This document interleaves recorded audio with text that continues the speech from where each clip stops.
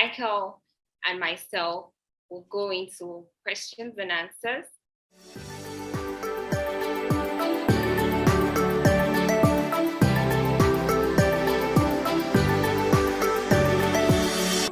So that would depend on which emulsifier we selected for the customer. If they're targeting clean label, then we would formulate around what they considered clean label or not clean label. So if there was a specific ingredient that they did not want on there, then we would work to remove that and replace it with something that maybe they did allow, that they would allow on their label.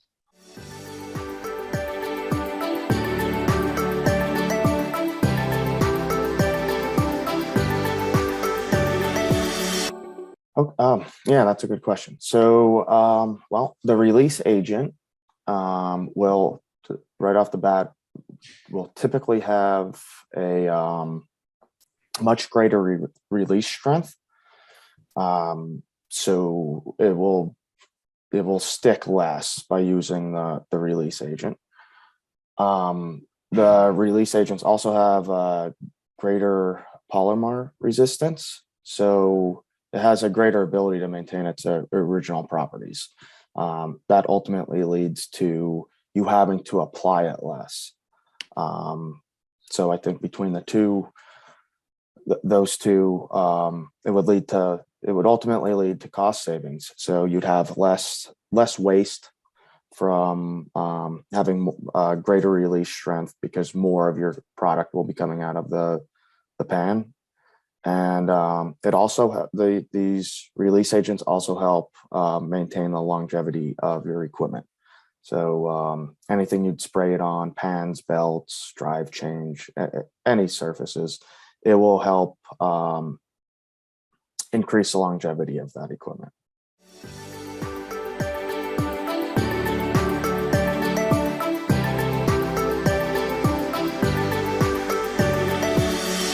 The way that an emulsifier works in the cake, and this was explained a little bit earlier, but an emulsifier is a compound that contains both a hydrophobic and a hydrophilic end. The hydrophobic end does not like the water, so that tends to bind to the oil. The hydrophilic end does like the water, and that tends to bind to the water. This binding turns an unstable environment where the water and oil don't want to be, they want to separate from each other. And it creates a stable environment where they now become bound together. This stability is what's responsible for the majority of the benefits when using a cake emulsifier in baking. You start to see these benefits as early as in the mixer. You'll typically see maybe some reduction in mix time and more of a homogeneous mixed cake batter, and then you'll tend to see that in the baked product as well. You'll get you tend to get more volume, a soft, more uniform crumb structure, and you also get an increased shelf life. These emulsifiers work great in cakes because of the high water content and fat content. Now, if you didn't use them, you would just see something similar to what was shown in the video. You would get less even crumb structure, less volume, which less volume would lead to more of a dense bite, drier mouth feel, and then a decreased shelf life. Okay. Yeah, just also add, if you don't use any shortening, that means you have shorter shelf life because the shortening actually helps with the shelf life. So that's also something to note.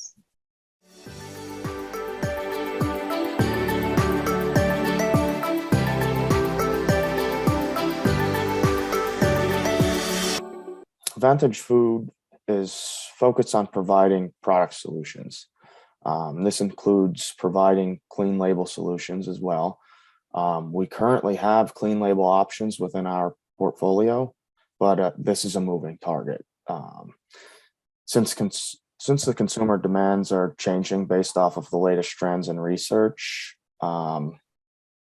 And that means the target is always moving. And we're constantly just working on developing the next generation of clean label solutions.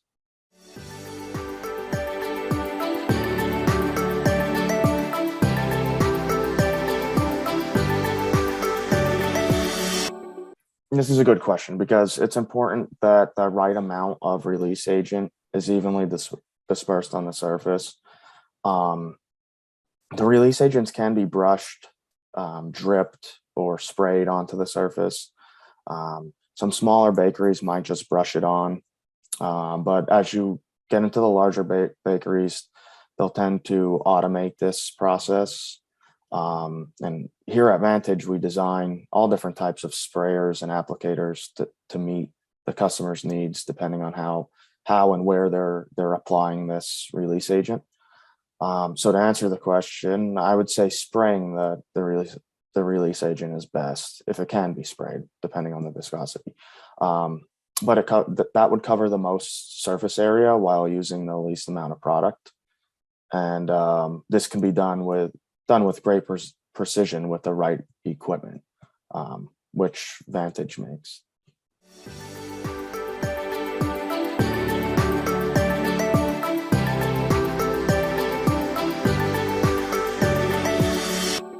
No, they don't need to be put on the label because it's considered a processing aid, and processing aids do not have to go on the food label. Some companies choose to put it on there or choose not to put it on there. It's really up to how they want to put it on their label.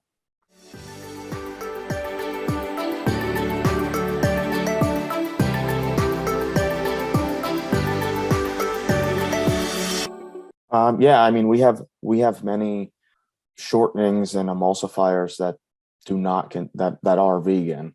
And if there's an emulsifier that the customer had in mind, I'm sure we'd be able to develop a solution for that need.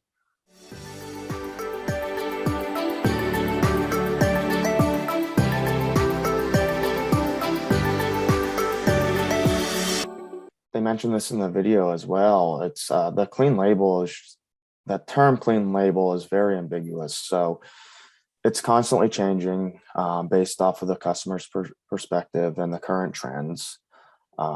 Some customers will be more strict than other customers. For example, some might just exclude artificial flavors and colors.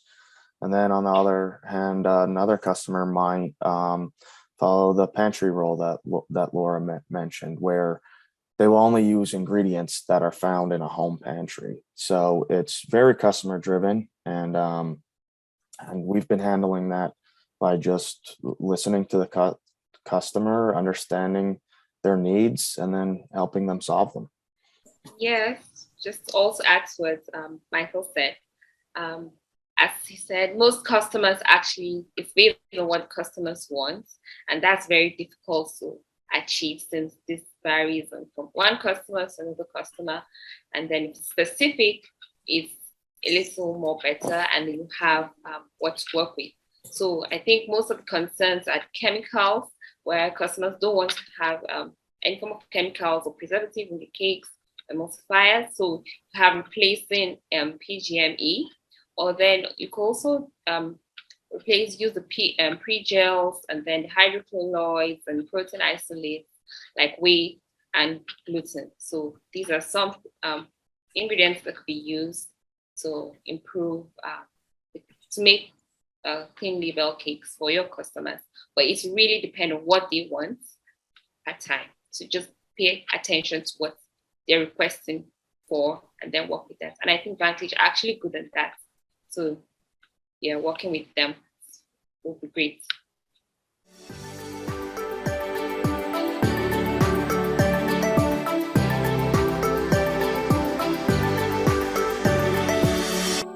Yeah, so I would say the most popular lecithins would be the plant-based lecithin. So canola lecithin, sunflower lecithin, soy lecithin.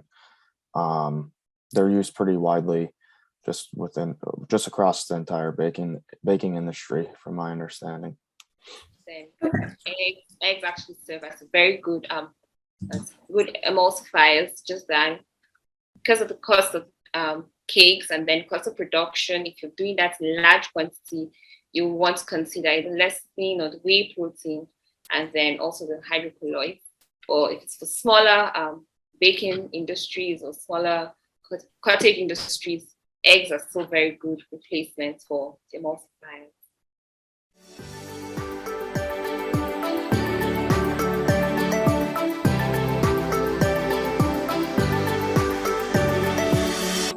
Yeah, so I think that would go back to ultimately how the emulsifier works, how it creates that stability within your batter that ultimately leads to better volume, softer, more uniform crumb, and then the increased shelf life.